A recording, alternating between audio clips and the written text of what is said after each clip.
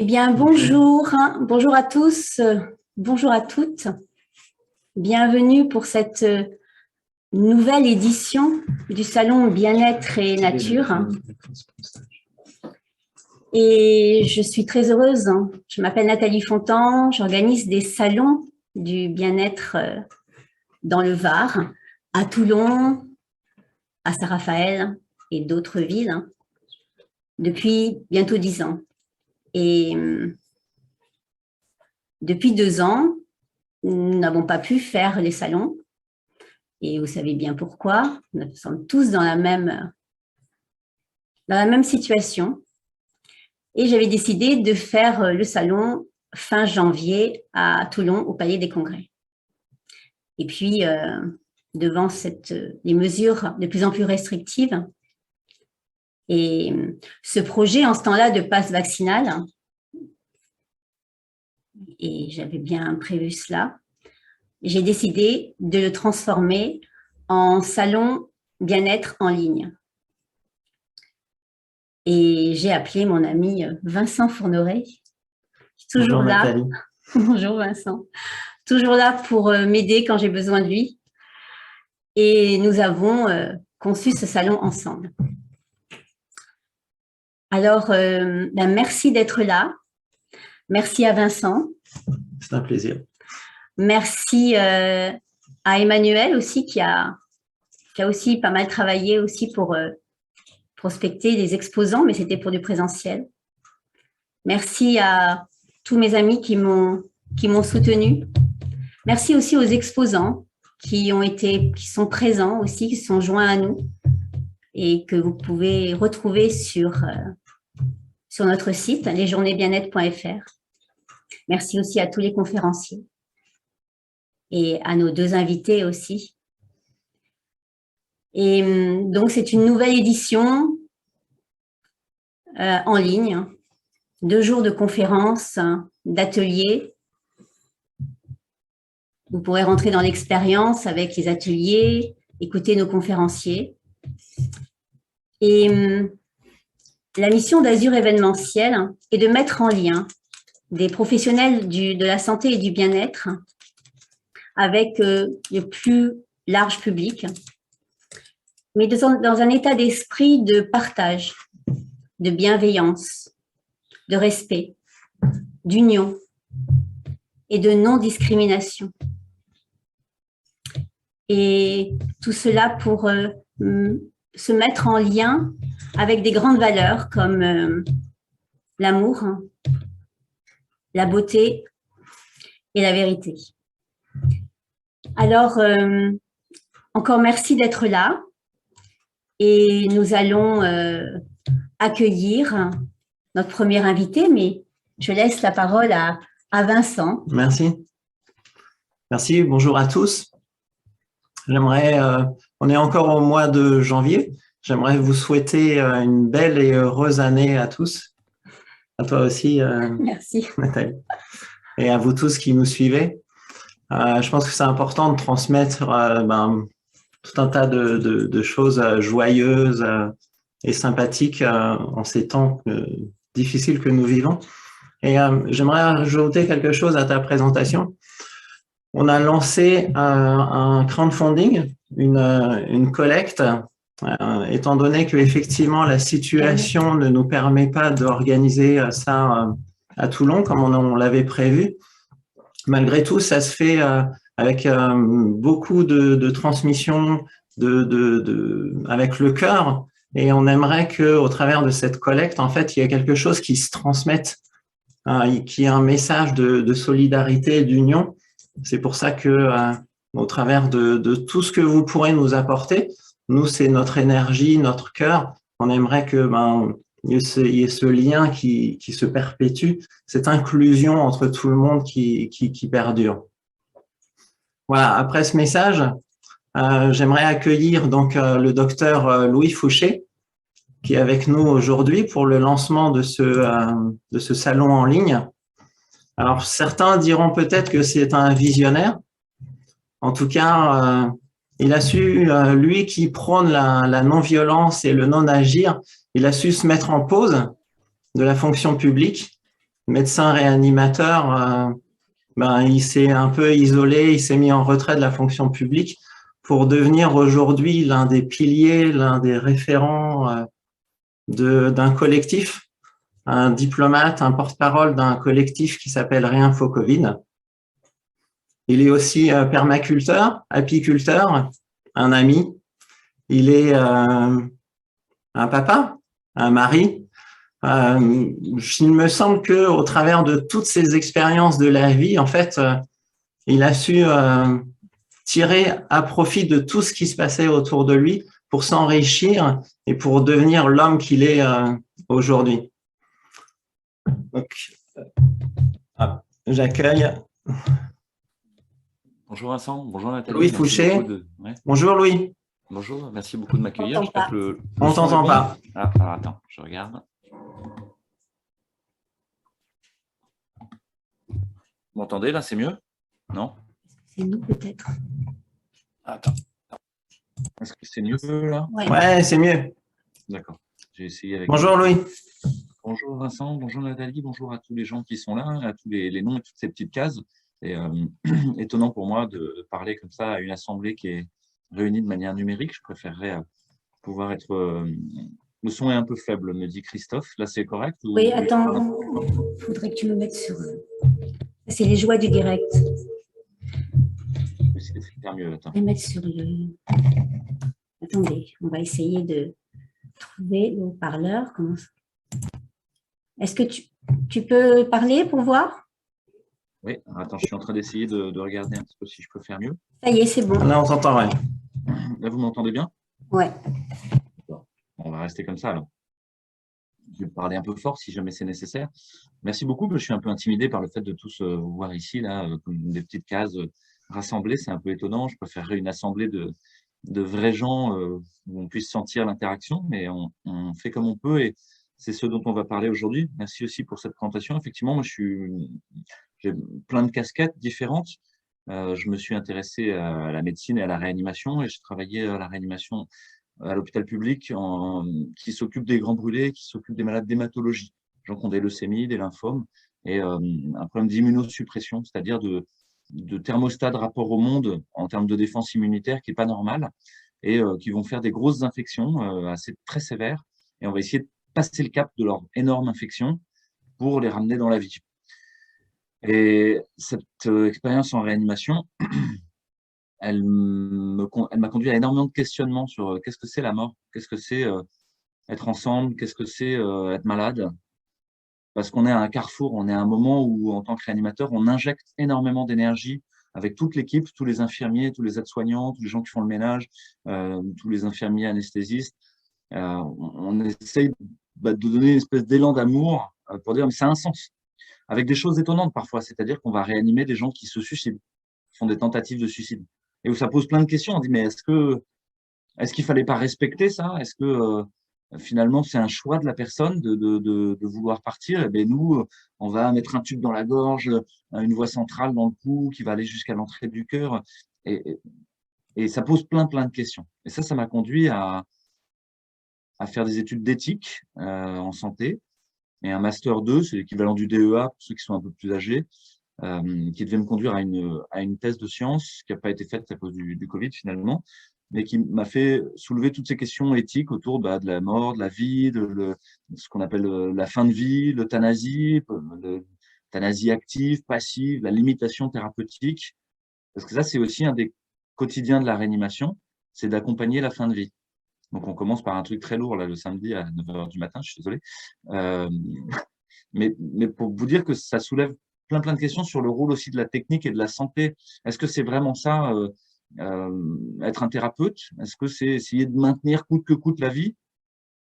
Et avec des choses étonnantes qui me sont arrivées, c'est que la plupart des cadeaux que j'ai reçus dans ce métier, je ne les ai pas reçus pour des gens qui auraient passé le cap, je les ai reçus pour des gens qui sont morts, pour des familles qui ont remercié sur le fait d'accompagner ça de manière digne, en prenant le temps, en laissant aussi la colère s'exprimer, les conflits familiaux tenter de se résoudre, en accompagnant le plus dignement la personne. Et ça, c'est pareil, ça a complètement transformé mon rapport à la médecine, parce que j'arrivais le cow-boy réanimateur qui a plein de moyens, un laryngoscope et plein de choses à disposition. Et en fait, est-ce que ça avait un sens? Bah, pas sûr, pas toujours en tout cas. Puis j'étais confronté au Covid dans la réanimation aussi et à tout ce qui s'ensuit. Et j'ai décidé de faire une pause en voyant à travers ce qui nous est arrivé avec le Covid comme un révélateur de plein de choses qui n'allaient déjà pas dans notre système de santé, dans notre système de management du personnel, dans notre système scolaire, dans notre système social, dans notre système sociétal. Finalement, il y a plein de choses qui n'allaient pas. Et la première chose que j'ai fait, c'est d'essayer de crier à l'aide, de dire est-ce qu'il y a des gens qui peuvent m'aider à comprendre, parce que je comprends rien à ce qui se passe, quoi. Et je regrette pas parce que quand on demande à l'aide, on en reçoit. Et ça, c'est une des grandes chances que j'ai eues, c'est de trouver que finalement, quand on a l'impression d'être tout seul, d'être au cœur de la déroute, de rien comprendre, d'être au milieu de plus rien qu'à de sens, si on ose crier à l'aide, bah, les frères et sœurs humains sont là. Et avec eux, on arrive à mieux comprendre les choses. Donc, voilà, c'est une longue introduction pour vous dire toutes ces casquettes, à la fois de réanimateur, à la fois d'anthropologue de la technique, c'est-à-dire en éthique. Je me suis surtout intéressé au rapport de l'homme avec la technique. Donc, vous pourriez imaginer que c'est des mots compliqués, anthropologie de la technique. Je vais essayer de le dire de manière plus simple. Tout autour de nous est système technique. Le système de santé, c'est un système technique. Le système scolaire, c'est un système technique. Un marteau, c'est un système technique, c'est un outil. Donc, c'est le rapport de l'homme à l'outil. Et comment les outils et les systèmes outils, c'est-à-dire des outils plus complexes, plus vastes, comme le système numérique, par exemple, ils sont toujours un bien commun, quelque chose qu'on a en partage tous ensemble pour essayer de faire un monde meilleur et que l'expérience de l'humanité soit avec moins de souffrance. Mais ils sont aussi des outils d'asservissement, c'est-à-dire des outils de prise de pouvoir les uns sur les autres. Le système scolaire prend le pouvoir en partie sur les enfants. Le système monétaire prend en partie le pouvoir sur votre activité là d'entrepreneur ou de salarié. Les gens qui sont entrepreneurs le savent bien là, parmi ceux qui nous écoutent. Le système numérique vous donne un objet en disant regarde, tu vas avoir plein de pouvoir, tu vas avoir enfin, tu vas être tout puissant et libre. Si tu signes avec ton sang le contrat avec Google, Amazon, Facebook, Samsung, je sais pas quoi, Apple, et la première chose que vous demande Apple, d'ailleurs, c'est je vais te donner la connaissance du bien et du mal. Tu vas voir, goûte le fruit, il n'y a pas de problème. Mais en échange, voilà, tu signes avec moi. Et qu'est-ce qu'il commence par faire? C'est vous prendre votre numéro de carte bleue quand vous connectez votre iPhone, et ensuite par sucer vos datas, aspirer l'intégralité de ce que vous êtes, de votre karma. Ça pose question autour de ce que sont les systèmes techniques, voilà, à la fois un bien commun, à la fois un outil d'asservissement. Et en médecine, on appelle ça souvent des pharmacones. Pharmacone, ça veut dire le poison et le remède. Et comment est-ce que les systèmes techniques sont à la fois des poisons et des remèdes? Puis le dernier champ, c'est finalement l'appel à l'aide et effectivement, Vincent l'a dit, d'être porte-parole d'un collectif où très rapidement, on s'est dit, mais être porte-parole, c'est crier dans le désert. Nous, on va essayer de donner une image fiable de ce qui se passe au niveau scientifique dans cette crise, mais on crie dans le désert. Les médias nous tapent dessus, tout ce qu'on dit, ça veut rien dire. Bon, OK, on va essayer d'être diplomate. Plutôt que porte-parole, on va essayer de créer un lien. On va être des ambassadeurs. On va dire, il existe une autre façon de voir. Vous êtes d'accord, pas d'accord, c'est pas grave, mais il y a une autre façon de voir. Et peut-être que votre façon de voir est intéressante aussi, que la nôtre est intéressante aussi, et que si on se donnait à voir le plus beau de chacun de nos pays, peut-être qu'on pourrait arriver à coopérer, à faire quelque chose ensemble. Et parce que c'est le rôle d'un diplomate, d'un ambassadeur. C'est souvent de dire au pays d'en face, ce que vous faites, vraiment, vous avez un beau pays, quelle belle histoire. Je prends souvent l'exemple de la Russie, je pourrais en prendre un autre, mais un diplomate qui va avec la Russie, il va pas commencer par dire, au fait, les droits de l'homme, au fait, Vladimir, tout ça, c'est quand même pas bien sérieux au niveau militaire. Là, il va commencer par dire, le musée de l'Ermitage, la place rouge avec Saint-Basile, etc. Merveilleux, les poètes russes, et votre littérature qui est tellement pleine d'émotions et qui a cerné le cœur de l'humanité. Et puis la coopération franco-russe, depuis toujours, chaque fois que la Russe et la France se sont rapprochées, ça a été des moments de flamboiement culturel. Alain, vous sentez que si j'aborde le sujet comme ça avec Vladimir, il y a des chances qu'on puisse commencer à se parler. Tu vas dire, ah oui, d'ailleurs, la France, la Tour Eiffel, votre façon de voir la vie, décontractée avec humour, etc. La gastronomie française, j'ai d'ailleurs passé ma lune de miel en France, à Paris. Puis hop, là, d'un coup, il va y avoir des points de... Et si on coopérait d'ailleurs sur la fourniture de gaz pour la France dans les 10 prochaines années, ce serait quand même intéressant, non? On pourrait peut-être négocier les prix. Euh, vous arrivez petit à petit à faire quelque chose. Là, c'est pareil, c'est dans le Covid, est-ce qu'on arrive à se donner à voir comment on voit les choses? J'ai peur. J'ai envie que les gens aillent bien. J'ai envie qu'on soit tous bien soignés. J'aimerais qu'on soit d'accord sur comment on fait les choses ensemble. Mais tout ça, c'est OK. Et moi, j'aimerais qu'on dise la vérité. J'aimerais qu'on dise que les laboratoires pharmaceutiques n'ont pas forcément vocation à être les bienfaiteurs de l'humanité, qui cherchent quand même à vendre leur sauce globalement, et que parfois, ils s'arrangent un peu avec la vérité ou avec les effets secondaires. J'aimerais que on soit tous ensemble dans cette histoire, mais que ce soit démocratiquement, que ce soit par des lois qu'on a votées ensemble, en prenant le temps de les réfléchir et pas en mettant une contrainte brutale sur les gens. En fait, peut-être que ces deux visions-là, elles ne sont pas si antagonistes que ça. Peut-être qu'elles peuvent se rejoindre et arriver à trouver une troisième stratégie qui serait OK. Donc ça, c'est mon travail de diplomate. Et une dernière partie du travail là-dedans, c'est de faire bosser les gens ensemble, faire ensemble. Ça va pas du tout de soi. Ça, les humains, ils pensent que parce qu'on va accumuler des humains ensemble, ça va être plus facile. Non, non, non. D'ailleurs, assez souvent, il y a plein de gens qui disent non, mais merci. En fait, moi, je vais me retirer de votre assos, puis je vais faire mon projet dans mon coin. Parce que, en fait, c'est trop mou, ça marche pas. Ou bien, il y a des gens qui prennent toute la place. Il y a des pervers narcissiques qui arrivent et disent moi, je sais, moi, je sais. Et au fait, vous allez être à mon service. Toi, tu vas faire la secrétaire, toi, tu vas faire mon stooge, comme on dit à Marseille. Et c'est moi qui vais décider comment on va faire les choses. Et ils vont prendre l'énergie du collectif pour se faire valoir eux et pour exister et prendre de plus en plus de place. Et ça, on va en reparler peut-être après, mais c'est cette idée de la juste tension entre nous, le groupe, et JE, l'individu qui émerge. Comment est-ce que je, en fait, est un cadeau qui est fait au groupe si son énergie est mise au service du groupe? Et comment nous est un cadeau à jeu parce qu'il va permettre à jeu d'émerger. Il va lui donner un cadre sécurisant, il va l'aider, il va lui poser des bases saines sur lesquelles s'appuyer.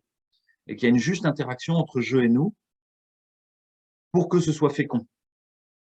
Mais que cette interaction, elle peut être aussi pas du tout saine, c'est-à-dire que je cherche à prendre toute la puissance du nous et à aspirer l'énergie. Je vais prendre votre pognon, je vais prendre... Et ça, c'est typiquement les gens qui se présentent en leader charismatique messianique. Je suis le Messie, je vais résoudre votre problème. Si vous votez pour moi, vous inquiétez pas, tout va aller mieux, vous serez au pays du bonheur. Et en général, la tentative politicienne, vous le savez, les politiciens, souvent, ils ont un petit problème d'ego, quoi. Ils veulent prendre toute la place, quoi. Souvent des pervers narcissiques. Et puis de l'autre côté, il y a le risque que nous ne veuillent pas que ça dépasse. Ils ont tellement envie que ça reste stable, que le groupe se serre les coudes, qu'ils n'arrivent pas à accepter l'idée que quelqu'un il ait un talent et qu'il puisse émerger et le mettre au service. Et donc, ils vont taper sur la tête de tous ceux qui dépassent, dans un conformisme juxtaposé, où il faudrait surtout pas qu'il y ait quelqu'un qui dise quelque chose de différent. Voilà, donc ça, c'est ce qui m'intéresse beaucoup, ça, le faire ensemble. C'est une longue présentation. Nathalie, je te laisse reprendre la main. Voilà. Merci Louis.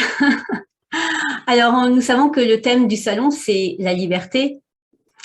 Alors Louis, est-ce qu'on peut encore être libre dans ce contexte actuel, sachant que la liberté vient de plutôt de l'intérieur, mais en même temps, il y a un contexte aussi extérieur. Et quand tu parlais du jeu, chaque petit jeu peut devenir des nous et le jeu au service du nous. Et c'est ce que nous proposons pour ces 2 jours et puis pour notre mission aussi. Est-ce que tu peux rajouter quelque chose? Ça y est, tu es encore en... On ne t'entend plus.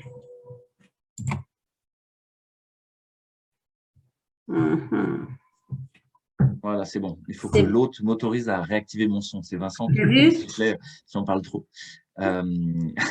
il a raison. La présentation que j'ai faite n'est pas complètement décorrélée de ta question, qui est autour de la notion de liberté dans la contrainte. Au cœur de quelque chose qui a l'air de se refermer, d'un moment qu'on pourrait dire autoritaire, certains parlent de déferlement totalitaire aussi, c'est-à-dire l'idée que les lois deviennent de plus en plus dures, on nous a confinés à la maison, que ce soit intéressant ou pas intéressant au niveau sanitaire, c'est une contrainte, c'est une diminution de la liberté. Il y a des gens qui ont accepté ça, qui se sont mis dedans, et qui ont dit, bon, ok, peut-être même c'est une chance. Au fond, je vais redécouvrir ma femme, mes enfants, je vais avoir le temps de faire la popote, j'arrêtais pas de courir. Et au cœur du confinement, il y a beaucoup de gens qui ont retrouvé un espace de liberté qui s'est ouvert.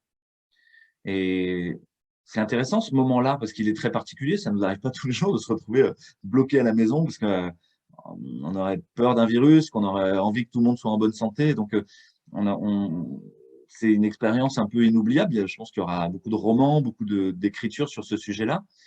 Et on voit que cette expérience, elle n'est sûrement pas du tout la même si on a un 2 pièces en centre-ville ou si on a un petit mas en Provence avec 900 mètres carrés de terrain, un potager, et qu'on ne vit pas la même chose en fait au cœur de cette contrainte. On ne va pas la vivre du tout de la même façon en fonction du contexte, comme tu l'as dit, mais aussi en fonction du lien social qu'on a. Est-ce qu'on se retrouve isolé? Il y a des gens qui se sont retrouvés dans leur maison tout seuls.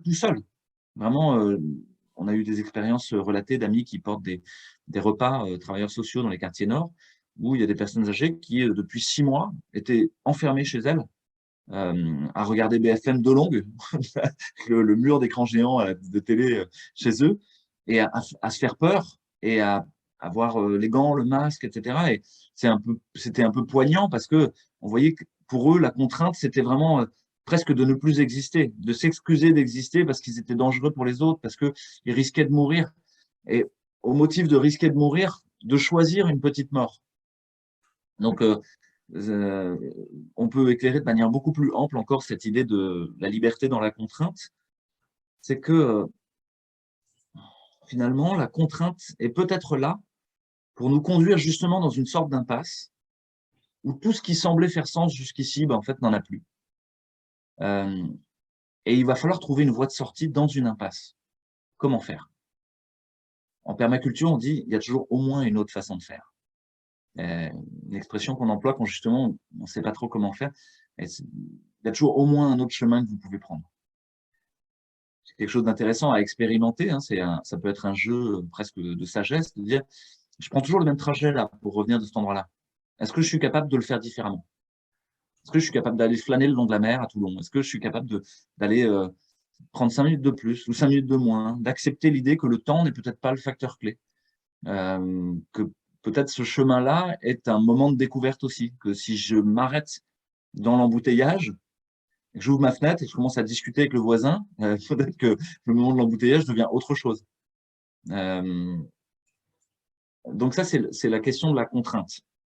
Je vous donne un autre exemple. C'est ce qu'on appelle l'instant martial dans les arts martiaux. Pour beaucoup de gens, les arts martiaux sont quelque chose où on se tape dessus, quoi. En fait, non, c'est plus compliqué que ça. C'est les voies de sagesse chez les Japonais. Et pour les arts martiaux japonais, et il y a un art martial qui s'appelle l'aïkido, qui est vraiment un art de la paix. Morihei Ueshiba, qui est le fondateur, il l'a intitulé comme ça. Il a dit que dès le départ de l'assaut, c'est effondrer justement la volonté belliqueuse chez l'autre et chez soi-même, et qu'elle commence à ne plus exister dès le moment où, dès le départ, j'ai dit, en fait, non, il ne va rien se passer, quoi. On ne va pas se battre, on va danser ensemble. Et donc, c'est un moment très contraint, celui de l'assaut, parce que la personne en face va vous attraper le bras, va vouloir vous mettre un coup de poing ou un coup de pied, et vous vous retrouvez vraiment bloqué dans un espace-temps qui paraît extrêmement contraint. Et d'ailleurs, souvent, il y a une symbolisation de l'espace. Dans les sumos, vous savez, il y a un cercle, et vous ne devez pas sortir du cercle. Le but, c'est de faire sortir l'autre du cercle, justement, de le sortir de cet instant suspendu. Donc, on pourrait dire que l'instant martial, c'est un peu un ici et maintenant, hic et nunc, ils disent les latins. C'est exactement ce qu'on cherche à faire quand on est en méditation pleine conscience. C'est les gens qui font de la mindfulness, ou les gens qui font d'un instrument de musique, ou qui font de la peinture sur soi, ou de l'aquarelle. C'est d'essayer d'être pris dans une expérience de flux, un moment où ils sont très concentrés, et où la concentration, vous pourriez vous dire la contrainte, quoi. La concentration, c'est une contrainte. Petit à petit, tout le reste n'existe pas. Je suis contraint avec vous, Et dans cet espace-là s'ouvre une expérience étonnante qui est que le temps se dilate, que les possibles se multiplient. Sur un aquarelle, je vais faire un lavis ou je vais faire ci, je vais laisser se découvrir une image que j'attendais même pas. En fait, c'est juste le dépôt de la peinture qui va elle-même dans le papier me donner quelque chose, un ciel ou une mer que finalement j'aurais même pas pu concevoir par moi-même. Je vais découvrir quelque chose du réel que je ne pouvais pas y surimposer. C'est juste, je vais enlever un voile au passage. Et c'est pareil dans l'instant martial, il y a une sorte d'état de grâce qui est que vous allez réussir à faire des mouvements et des choses qui paraissent étonnantes, qui vont aller beaucoup plus vite que tout ce que vous auriez pu faire habituellement, mais qui pour vous ne sont pas rapides et qui vont vous permettre de parer un coup, de mettre la main dans le visage de l'autre pour l'arrêter, de réattraper sa main, de la tordre et de lui faire une clé de bras jusqu'à le mettre par terre et boum, ça s'arrête. Il est immobilisé. Et en fait, c'était une danse. Pareil, dans l'espace de la danse, quand vous vous mettez à danser l'un avec l'autre, c'est des instants. Mais tous les hommes et toutes les femmes ont senti ça dans un rock quand ça se passe bien, ou au contraire, ça frotte, le bras tourne pas comme il faut, ou au contraire, quand ça y est, il y a une sorte d'état de grâce et on est pris en tournoi avec l'autre et on est pris dans une joie à co-construire ensemble une espèce d'instant présent suspendu. Si vous prenez le temps du rock à la fin, vous comptez vraiment les minutes. Il y a eu 2 minutes 30. En plus, les rocks des années 60 ou 50 sont assez courts. C'est pas des morceaux qui durent très longtemps. Mais pourtant, en termes d'expérience vécue, elle est imprégnée profondément dans la chair et dans le corps. Et vous dites, c'était sympa de danser avec toi. J'ai vraiment passé un chouette moment. Donc, là, je vous parle d'expérience vécue dans le corps, que ce soit dans les arts martiaux, la danse ou des choses comme ça. Ou le yoga, ou tout ce qui est aussi pratique de yoga. Et durant ces 2 jours, il y aura des pratiques de yoga pour rentrer dans cette présence et dans cette attention consciente dans la présence pour pouvoir générer cette liberté, en fait, dans l'instant présent. Exactement, le pranayama, donc c'est les techniques respiratoires de yoga. Il y a aussi à ralentir le souffle, justement, pour beaucoup de ces techniques. Il y a des techniques qu'on va plus vite, Kapalabhati, où on essaie des choses comme ça. Mais il y a des techniques qui sont les pranayama où on allonge la durée du souffle et on va compter un temps pour 4 temps de rétention à plein et 2 temps d'expiration, par exemple. Et petit à petit, on va se retrouver à respirer une fois par minute ou une fois toutes les 2 minutes, le petit pranayama. Et l'expérience vécue, encore une fois, je vous parle d'expérience, c'est pas intellectuel ce que je vous raconte. Le yoga, c'est pas quelque chose d'intellectuel, il s'agit rien de raconter dessus, il s'agit de le vivre et de le faire. Le maître vous dit fais ça, et tu le fais, et puis tu découvres quelque chose au passage. Ben, je vous le dis pour l'avoir pratiqué moi-même, je suis pratiquant de yoga, et qu'à un moment, une espèce de flash dans le cerveau, un grand éclair blanc, et le temps s'arrête. Tout est suspendu. Et vous ne respirez plus. Je me suis retrouvé à ne plus respirer, avec une impression d'éternité suspendue.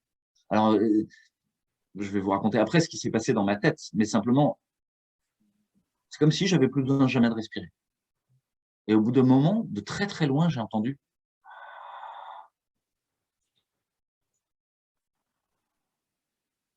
Et je suis revenu. Le souffle est reparti et le temps a repris son cours. Et c'était une impression très étonnante que j'ai essayé d'expliquer par ma vie de réanimateur. Parce qu'en tant que réanimateur, on utilise des respirateurs. On joue avec la quantité de CO2 dans le sang. On appelle ça la capnie, la quantité d'oxygène. Alors, je me dis, j'étais en hypercapnie. Donc, j'ai fait une encéphalopathie hypercapnique. Bah, j'ai essayé de rationaliser le truc. Mais l'expérience vécue était là. J'ai simplement arrêté le temps par cette technique respiratoire. Il est resté suspendu. Et je suis incapable de dire combien de temps ça a duré. Peut-être ça a duré 10 secondes. Mais il y avait déjà une éternité qui s'est passée où j'ai pu parcourir l'ensemble de la pièce. Enfin, bref, voilà. Donc ça, c'est une expérience vécue. Je laisse le vivre. C'est juste un témoignage.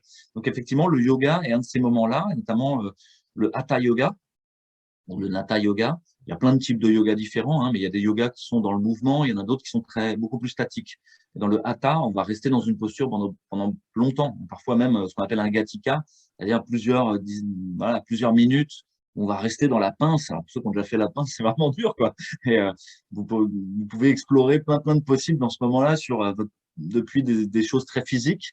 Oula, mon doigt qui me fait mal, mon gros doigt de pied qui tire, ma cuisse qui fait mal, jusqu'à sentir que le cou se détend, et puis après le souffle se détend, ou au contraire est très contraint, et puis après votre pensée qui s'en va et qui part, Enfin, voilà, donc là, c'est toutes les expériences de flux où on essaie de revenir à l'instant présent. Et le Covid vous a ramené, que vous le vouliez ou non, à l'instant présent. C'est-à-dire que là, peut-être tous les gens qui nous écoutent ont chacun leur façon de faire, en faisant de la musique, en faisant de la peinture, en faisant de la méditation, en faisant de la prière, en faisant du yoga, en s'occupant des autres. S'occuper des autres est aussi une sorte de yoga. En ayant une activité intellectuelle, mon beau-père fait des mathématiques, par exemple, il adore faire des équations, bon, chacun son truc. Mais lui, il arrive à être dans une expérience de flux en faisant des équations. Euh, le Covid nous a ramenés, tous, autant que nous sommes, à ici et maintenant. Le temps s'est dilaté, l'année et demie qui s'est passée compte presque pour 10 ans. Vous n'avez presque même pas mémoire de ce qui s'est passé avant. Comme si ça avait tout chamboulé, tout bousculé. Et ça, c'est intéressant aussi de voir que l'expérience méditative, elle est là pour effondrer tout ce qui semblait être les choses sur lesquelles vous pouviez tenir bon, les fondements de votre existence. Et dans le Covid, il y a un auteur qui s'appelle Richard Horton, qui est le patron du Lancet, donc un grand journal médical, qui a écrit un article qui s'appelle Pandémie ou syndémie. Est-ce que le Covid, c'est une pandémie ou une syndémie? Pandémie, ça serait une épidémie de tout le monde, et syndémie serait une épidémie comme, ça ressemble à nous. C'est-à-dire ça vient appuyer, ça vient juste frotter là où ça fait mal. Les gens qui sont malades, c'est des gens qui font des formes graves, hein, j'entends, ce sont des gens qui ont des facteurs de risque. Ils sont hypertendus, diabétiques, ils sont en surpoids, ils ont un problème d'immunodépression. Et là, Richard Horton, il dit, mais c'est comme notre système. C'est des maladies systémiques, ça. Le rapport au sucre, on en bouffe tous trop de sucre, quoi. Les industriels bourrent toute la bouffe de sucre. On a un problème, on mange trop, quoi. On se nourrit trop. De toute manière, les gens, ils se retrouvent à devoir faire du jeûne tellement, en fait, de manière un peu compulsive. Et moi le premier, hein, il n'y a personne qui est plus fort que le sucre, hein, ça. Vous pouvez retenir cette phrase, personne n'est plus fort que le sucre. Euh, voilà, vous sortez d'un jeûne et on vous pose une tablette de nougat, pas facile. Non, Eliana dit non, je résiste, mais quand même, c'est pas facile, quoi, le sucre. Euh, et l'hypertension, fait d'être tout le temps sous tension. Là aussi, c'est une maladie qui nous raconte quelque chose de notre système. C'est lié au stress, c'est lié à notre rythme de vie, au fait de mal dormir, d'avoir un rapport au monde qui est conflictuel en permanence, au boulot qui est conflictuel, tout soit instable. On ne sait pas si on va pas se faire virer, si on va réussir à finir à la fin de mois. Euh, voilà, le surpoids, ben, j'en ai parlé, hein, c'est cet humain occidental qui se gave de matérialité et qui, peut-être parce qu'il a plus de spiritualité, parce qu'il a un problème de lien, est obligé de se bouffer du réel parce que justement, sinon, ouais, ça irait pas, quoi. Et, euh, et l'immunodépression, c'est le thermostat de rapport au monde, le thermostat de rapport au vivant. Comment je suis avec des virus, des champignons, des bactéries, avec un arbre, avec une plante, avec la poule qui vit chez moi, avec mon chat, avec mon chien, avec mes frères et sœurs humains. Comment est ma relation avec ça, même à l'intérieur de moi, avec ce qui est vivant, avec mon microbiote, avec les bactéries qui vivent dans mon tube digestif. Est-ce que je veux tout nettoyer? Il faudrait que je mette du gel hydroalcoolique et puis me rebaptise toute la journée parce qu'il faut tout soit propre, tout soit propre. Et mon jardin, c'est pareil, je vais mettre du Roundup parce qu'il faut surtout pas qu'il y ait des mauvaises herbes et parce que c'est des mauvaises herbes. C'est ça notre rapport d'occidental moderne au vivant. C'est de vouloir le contrôler et prédire tout ce qui va se passer. Et là, j'en viens à la question du paradigme central qui met en mouvement notre société. Pour le moment, c'est se rassurer, c'est contrôler les choses et prédire ce qui va se passer. Je veux des courbes. Qu'est-ce qui va se passer, professeur Raoult? Qu'est-ce qui va se passer, monsieur Blachier? Qu'est-ce qui va se passer, monsieur Véran? Dans 3 mois, dans 2 mois, dans une semaine? Est-ce qu'on est bien prêt pour le retour des enfants à l'école? Est-ce qu'on est bien prêt pour retourner au travail? Il faudrait que tout soit prêt, que, en fait, la vie à venir devant nous soit un programme, un algorithme sur lequel on fait play, if, then, go to. Vous savez, en basique, les gens qui ont fait de la programmation, c'est si il se passe ça, then, alors il va se passer ça dans le programme. Et il y a une boucle de rétroaction, c'est go to. Et si ça marche pas, retourne à la case départ. If, épidémie, then, confinement, then, masque, then. Et si ça marche pas, go to, case départ. Then, dose number 54.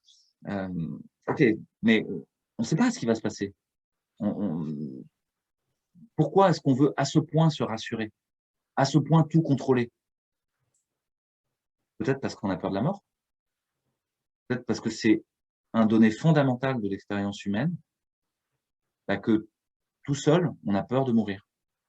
Parce que pendant un moment, on est vivant et que ça fait peur d'aller vers la mort. Et la réponse à ça, ce serait de dire, si jamais je contrôle tout ce qui se passe, je ne vais pas mourir. Mais on va mourir quand même. Et c'est le rêve transhumaniste, en fait. C'est le rêve, finalement, qui a été raconté tout le temps de l'histoire de l'humanité, par les religions, par les philosophies. L'expérience de l'humain sur Terre est une expérience de souffrance. Nous venons et nous souffrons. Parce que nous nous confrontons au réel, à frottement dur. Je vais sortir de ma maman et je vais avoir froid. J'étais bien au chaud avec un cœur grenat qui battait, que j'entendais, qui me rassurait. Et dans ce petit cocon où tout allait bien. Et d'un coup, tout se met à bouger, tremblement de terre, il faut sortir de là. Allez, exit, move out, move out. Vous savez, dans les films de guerre américains, je vais sortir de la tranchée. C'est pourquoi. Et là, d'un coup, on est canardé, il y a un flash de photo, peut-être, il y a le cialytique de l'obstétricien, il y a les mains de la sage-femme dans des gants en plastoc. Mais qu'est-ce qui se passe, quoi? Alors, on va nous mettre un petit bonnet pour compenser, on va nous mettre un petit machin chaud, tricoté par la mamie. Mais quand même, qu'est-ce qui se passe là? Je comprends rien. Ah ouf, je retrouve ma maman temporairement. Et puis l'expérience d'après, ça va être non, mais là, tu vas être séparé de ta maman pendant un moment. Puis tu vas avoir faim. Parce que tu seras plus sous perfusion continue de ton cordon ombilical. Là, ça va être discontinu. Il va falloir que tu ailles au sein. Et vous pouvez imaginer que l'ensemble des expériences qu'on vit sont des expériences de souffrance. Et qu'en fait, la rencontre avec le réel, avec tout ce qui nous entoure, c'est une expérience à frottement dur. Et il peut se passer deux choses dans cette souffrance qui est mise en action. Soit une violence qui nous fait mal et qui nous traumatise, soit une rencontre féconde, comme quand on frotte ensemble pour faire du feu. Vous savez, c'est une expérience très primale et qui, dans le yoga, s'appelle le tapas. Le tapas en yoga, je reviens sur le yoga parce qu'on en parle, c'est l'idée de l'ascèse. Alors, pour beaucoup de gens, c'est mal compris, c'est-à-dire qu'il faudrait faire mal à son corps, il faudrait le forcer, là, comme les mecs qui font de l'ultra trail.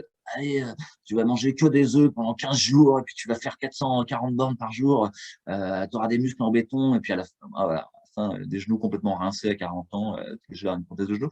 Ça, c'est le tapas mal compris, c'est une ascèse qui serait une violence faite au corps extrêmement brutale, encore une fois, pour le contrôler, pour contrôler cet outil étrange, et être sûr qu'il ne soit pas malade, qu'il satisfasse à ce qu'on lui demande et qu'il fasse des performances inouïes. Mais vous avez une autre façon de voir la 16, c'est l'idée de la rencontre qui va générer de la fécondité. Mais il faut que ça frotte. Et ça peut vous rappeler le geste d'amour, ça peut vous rappeler le fait de faire du feu pour les très vieux humains. C'est je vais rencontrer l'autre, ça va faire mal. Et tous ceux qui ont une histoire d'amour, ils le savent. Une histoire d'amour, ça fait mal. Pas, ça va pas de soi. Quand on est adolescent, on s'en prend plein les dents, quoi. Après, on en rabat, on se met avec quelqu'un, voilà, on va être capable de grandir ensemble dans la joie, dans la paix. Mais bon, on a quand même cassé quelques assiettes, quoi. Au sens figuré, hein, on n'est pas obligé de les casser en vrai. Mais ça va pas aller de soi tout le temps.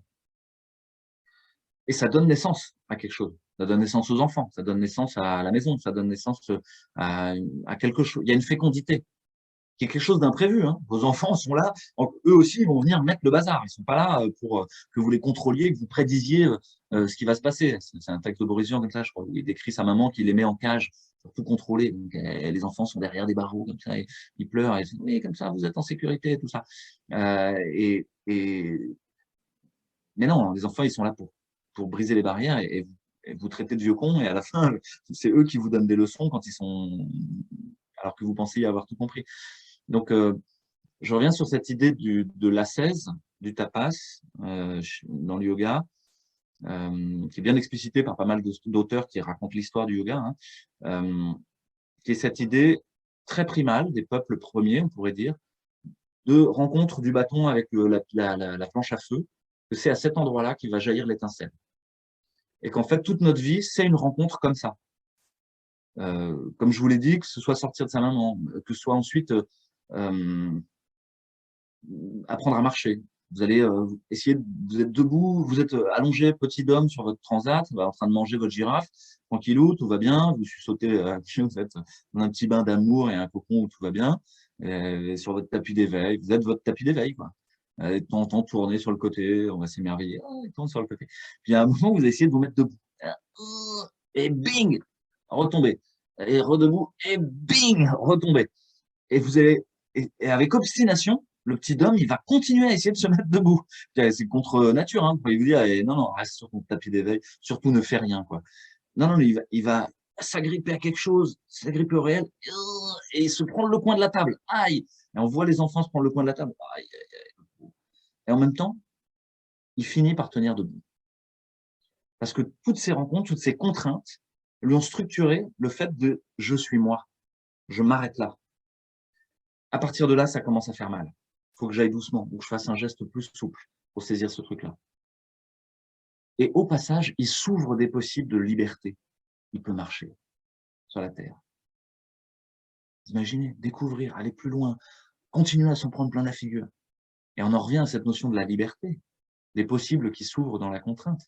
Et au moment où le petit homme se met debout, il est, lui, debout sur la terre. Vous pouvez réfléchir au fait de nager aussi, pour ceux qui vivent près de la mer comme nous. Je ne sais pas si tout le monde est près de Toulon ou pas, mais on a cette chance-là d'avoir la mer à côté. Et vous apprenez à nager, au début, c'est une torture. Hein. Vu la tasse, t'es incapable de vous tenir. Vous êtes l'eau, et l'eau va vous prendre intégralement, et elle va vous noyer. Elle va vous prendre dans son sein, et si vous ne vous débattez pas, s'il n'y a pas un frottement dur, encore une fois, avec l'eau, il ne va rien se passer. Puis vous allez boire la tasse 40 fois, et à la fin, vous allez réussir à flotter et à nager. Et vous êtes vous, avec grâce, dans l'eau. Et l'eau vous ouvre des possibles. Vous êtes capable de vous retourner, de faire la planche, de prendre du plaisir dans cette contrainte. Tiens, dans le resserrement de la contrainte, on est même capable de prendre de la joie et du plaisir et de la grâce, de générer de la beauté. Parce qu'un ballet nautique, voilà, ça fait longtemps que je n'en ai pas vu, mais il y avait de la natation synchronisée quand j'étais petit. C'était beau, quoi. C'était impressionnant de voir ça. Voir un enfant qui joue dans l'eau, c'est pareil, c'est vraiment quelque chose d'assez joyeux. Et donc, voilà, tous ces exemples, je les prends pour vous dire, on va passer d'épreuve initiatique en épreuve initiatique. La contrainte est une initiation. Et la vie est une initiation. Et l'initiation, c'est quoi? C'est une souffrance. C'est une rencontre à frottement dur avec le réel.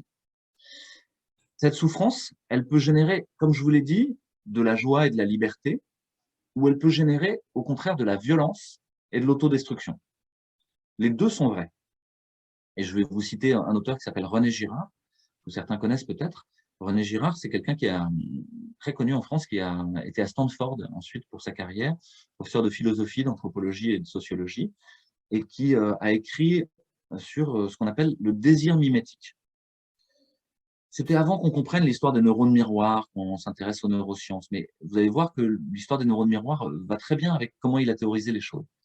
Il a dit, mais finalement, l'humain, il est mu par le désir. Il a envie de choses avec le réel, il a envie d'être ce qu'il voit en face, ou d'avoir ce qu'il a en face. Et ça commence très tôt, vous voulez le jouet de votre petit frère, ou de votre grand frère. Et ensuite, vous voulez être votre grand frère.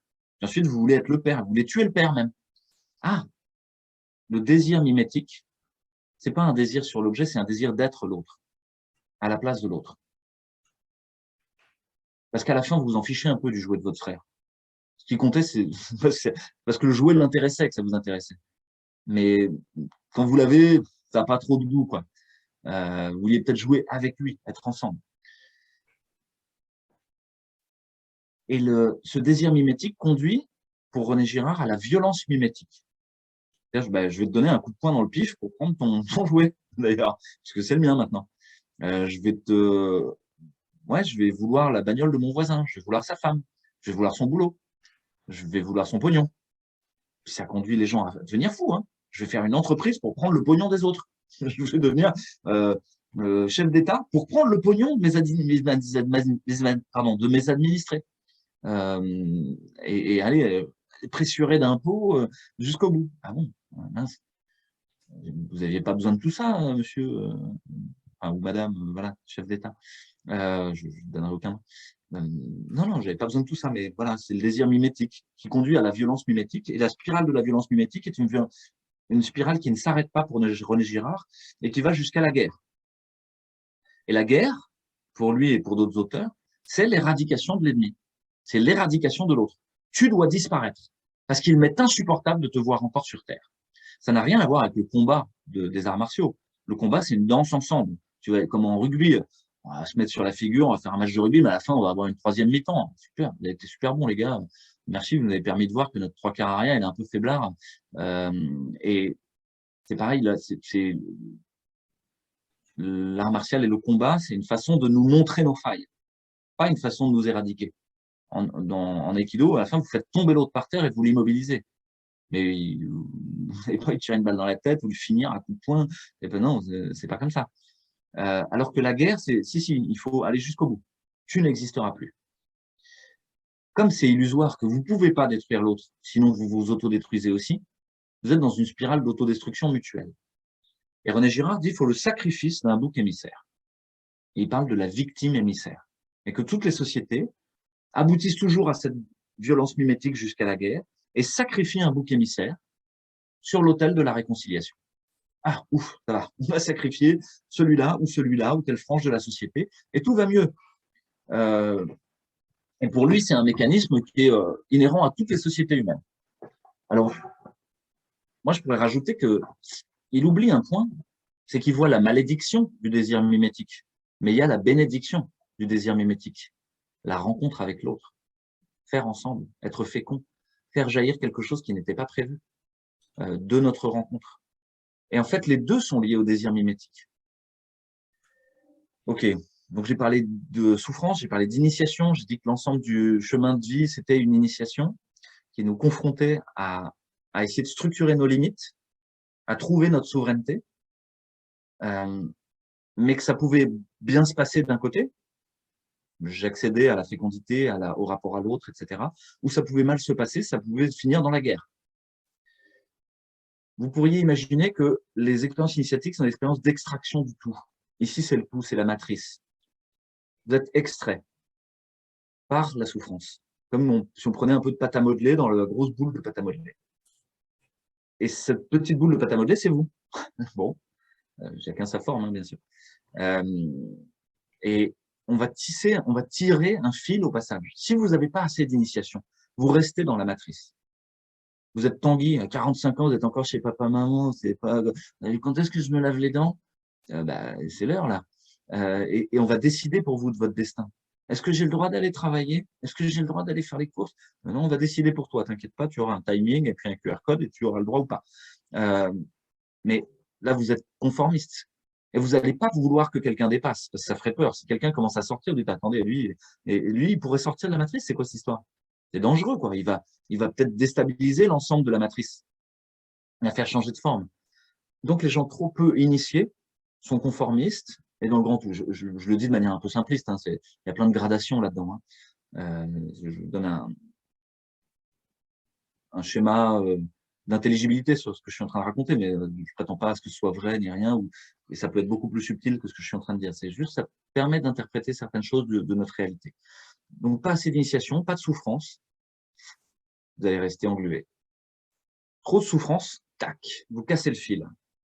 Les enfants battus, les gens qui n'ont pas eu d'amour, les gens qui se sont fait violenter, qui ont eu des expériences très traumatisantes, tac, le fil est cassé. Eux, ils sont extraits de la matrice, mais ils sont en orbite, ils sont tout seuls. Pour l'éternité, ils sont comme ces spationautes, vous savez, qui gravitent autour de la planète Mars dans les films. Ils ont froid, ils ont peur, leur jauge d'oxygène diminue dans leur scaphandre, et ils tournent, ils peuvent rien faire, ils n'ont plus aucun contrôle sur leur vie. Ça, c'est ceux-là. Et leur seul rêve, c'est d'aller retrouver quelque chose, de se réagripper à un moment à la fusée, à la station Mir, ou à ce que vous voulez. Et ils vont tout faire pour essayer de revenir dans la matrice. Et donc, les moindres personnes qui croisent, ils vont essayer de l'attraper. Pire, certains qui ont perdu tout contact, ils vont penser qu'ils sont la matrice. Je suis le tout. Je suis Homo Deus. C'est moi qui contrôle le monde entier. Et maintenant, tous les gens qui sont autour vont devoir dépendre de moi. Et là, vous avez la personnalité de perversion narcissique, qui est décrite par Paul-Claude Racamier. Vous avez des gens qui veulent prendre toute la place. Ils prennent tellement toute la place que même quand ils sont pas là, vous pensez à eux. J'ai eu des collègues comme ça. Hein. Des collègues, ils sont tellement pénibles, et en même temps, ils sont sympas aussi de temps en temps, et ils sont intelligents, ils sont à nul autre pareil. Ah, lui, il est à nul autre pareil. Il est absolument individué.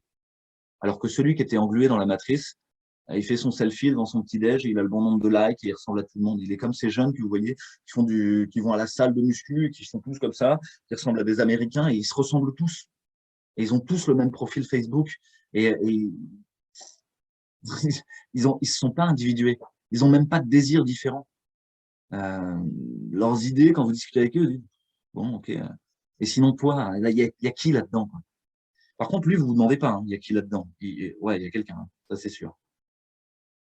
Mais par contre, il va essayer d'engluer tout le monde, de devenir la matrice des autres. Et donc, ces gens-là se mettent à tous les postes d'intermédiation, la santé. Donc, ça va être les chefs de service en santé. Tous les postes de pouvoir, la politique, l'argent. L'argent, c'est la clé de la relation, c'est l'eau de notre système économique. C'est le sang qui nous relie les uns aux autres, l'argent. Donc, eux, ils vont vouloir prendre l'argent. Et ainsi de suite. Et le numérique, maintenant. Et vous pouvez imaginer, enfin, j'y reviendrai après, mais que les plus grosses structures qu'on appelle des multinationales aujourd'hui, c'est ça. Elles veulent être le tout du monde. Et souvent, c'est une personne au fin fond de la Silicon Valley qui a été au départ. Jeff Bezos, Steve Jobs, je sais pas qui, et qui sont des tarés, quoi. Des gens qui sont fous, qui sont pervers et narcissiques, qui veulent imposer au monde leur vision du monde et qui veulent prendre toutes les structures d'intermédiation et même pour dire bonjour à vos amis, maintenant vous allez passer par WhatsApp. C'est par moi que vous allez passer. Ah bon? Mais je pouvais juste sortir dans la rue et aller voir. Tu n'as plus le droit de sortir dans la rue. Tu n'as plus le droit de faire des réunions tous ensemble pour se parler. Tu vas devoir passer par Zoom, qui est détenue elle-même par une multinationale, qui est en fait les structures les plus perverses et les plus paranoïaques qui existent. Et la monnaie y compris. Et à la fin, appartient à Vanguard, BlackRock, l'espèce d'énorme consortium, dont le rejeton, le fils de l'enfant monstrueux, de la rencontre contre nature de ces entités-là, vous savez comment elles s'appellent? Qu'est-ce qu'ils ont créé comme fonds? Ça s'appelle Cerberus, le gardien des enfers. À droite. Mais vous êtes des gros malades, les gars. BlackRock, qu'est-ce que ça veut dire? C'est quoi ces noms? Rien que les noms vous disent, il y a un truc qui ne va pas là-dedans. C'est pas des... Bon, bref. Et donc ça, mais pour vous dire, dans le degré d'initiation, on pourrait aller plus loin sur les multinationales, mais parce que c'est un de mes objets de travail d'études universitaires. Et en santé, on a le problème qu'elles prennent toute la place, quoi. Elles veulent empêcher les médecins de soigner, elles veulent vous empêcher de trouver des remèdes par vous-même. Elles vous soignent à votre place. Donc, soit on n'est pas assez initié, soit on l'est trop. Et puis, entre les deux, il y a la juste gradation. Et comment on fait pour qu'il y ait la juste gradation? Il y a la juste rencontre d'une épreuve initiatique. Les peuples premiers nous le disent aussi. Tu vas devenir un chasseur, tu es un enfant, mais il faut que tu passes à travers un truc difficile. Tu vas rester pendant 3 jours dans le désert, à te débrouiller tout seul. Tiens, prends ton couteau et rien, et bonne chance. Mais c'est pas juste rien et bonne chance. Il y a un chaman bienveillant. Il y a quelqu'un qui guide sur le chemin d'initiation. Et ça, en fait, c'est le thérapeute. C'est exactement le rôle du thérapeute. Peut-être qu'il y en a parmi vous qui sont thérapeutes. Hein. C'est pas de faire prendre conscience. Faire prendre conscience, les gens, peut-être ils y sont arrivés à eux-mêmes. J'ai appris avec mon père, j'ai appris avec ma mère, j'ai appris avec mon boulot. Mais une fois qu'ils sont là, si vous les laissez tout seuls avec ça, vous voyez, dans certains types de thérapies, 10 ans plus tard, ils y sont encore. Quoi. Essayer de raconter une histoire sur mon père, ma mère, mes frères et sœurs, mon histoire familiale. Non, il va falloir les aider sur le chemin, les guider, donner quelques balises. Et s'il y a un chaman bienveillant, un thérapeute, un guide, à ce moment-là, on accède à cette initiation. Et l'initiation, qu'est-ce que c'est? C'est vous avez beaucoup plus de puissance d'agir sur le réel. Désormais, tu as accès aux arcs, aux flèches, aux territoires de chasse, aux réunions des chasseurs. Tu es un grand. Ah, ok, j'ai plein de puissance grâce à cette initiation. Mais cette puissance se double d'un corollaire. J'ai une responsabilité accrue. Je dois maintenant nourrir la tribu. Je ne suis pas juste un enfant. Les pervers narcissiques, ceux qui prennent toute la place, dont l'initiation a été mal réalisée de manière trop violente, ont toute la puissance, mais n'acceptent aucune responsabilité. Celui qui est initié correctement a énormément de puissance d'agir sur le réel, et j'en reviens à la liberté et la contrainte. C'est que dans la contrainte, vous allez trouver de la liberté et de la puissance d'agir. L'info Covid n'a jamais fait autant de choses que dans cette contrainte-là. Je l'aurais jamais fait avant et on l'a fait ensemble, à plusieurs. On a produit des articles, on a appris à se servir de Zoom, on a appris à se servir de YouTube, on a créé des comptes Facebook, on a produit des journaux, des web magazines. Il y a des gens qui ont commencé à faire des fonds pour racheter des terres agricoles, pour pouvoir permettre à des jeunes agriculteurs de s'installer en bio. Il y a des gens qui ont fait des bibliothèques partagées parce qu'ils pouvaient plus aller à la bibliothèque en se rencontrant avec leurs voisins, en disant, en fait, voilà, et il y a une puissance d'agir sur le réel qui va être décuplée et qui va être étonnante dans ce moment-là. Tous les gens qui ont regardé Réinfo Covid et la structure, ils ont dit, mais comment vous avez fait ça en 1 an et demi? C'est pas possible. En plus, sans argent, tout est bénévole. C'est pas possible. Bah si. Et voilà. Enfin, donc, je suis allé assez loin là, hein, dans la réponse à ta question. Merci, oui, merci Louis. En fait, là, il y a une situation très, très particulière que nous vivons tous, et c'est comment arriver donc à vivre cette situation comme un chemin initiatique. C'est ce que tu nous as dit dans ton discours. Et qu'est-ce que tu peux, enfin, en même temps, toi tu le vis, et chacun d'entre nous aussi, on essaye de le vivre. C'est comment s'adapter, parce que c'est juste une question d'adaptation à cette situation actuelle, sans être complètement dans cette peur, dans cette soumis à cette manipulation, parce que oui, il y a deux côtés. Il y a ceux qui sont conformistes, il y a les autres, mais au milieu, ceux qui se sentent obligés, ceux qui se sentent parce qu'ils peuvent pas faire autrement. Et il faut inclure aussi ces personnes-là. Ceux qui ont le derrière entre deux chaises. Qu'est-ce que je fais? Là, moi, je suis pas vaccinée.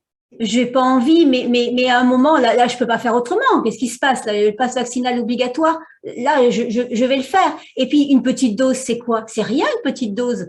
Et tout ça, ça mine. Et c'est les réflexions que beaucoup de gens ont actuellement. Et, ou alors, bon, moi, j'ai fait mes 3 doses, mais quoi, j'ai encore attrapé le Covid, mais qu'est-ce qui se passe? Voilà. Et tout ça, c'est latent.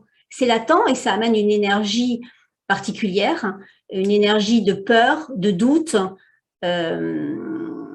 Voilà, j'exprime un petit peu ce que j'ai entendu, ce que je vis et ce qui se passe en ce moment. Qu'est-ce que tu peux rajouter par rapport à tout ça? Merci pour cette question qui nous ramène vraiment dans le dur là, de ce qui est le but, au quotidien. Et c'est important de s'asseoir un peu dans le désastre, de regarder, d'essayer de donner des contours et de l'intelligibilité à ce qui arrive. Et je voudrais juste dire un mot sur la vaccination. Je vais pas faire d'avis sur la question vaccinale. C'est pas la question pour moi. Chacun fait ce qu'il veut en vrai.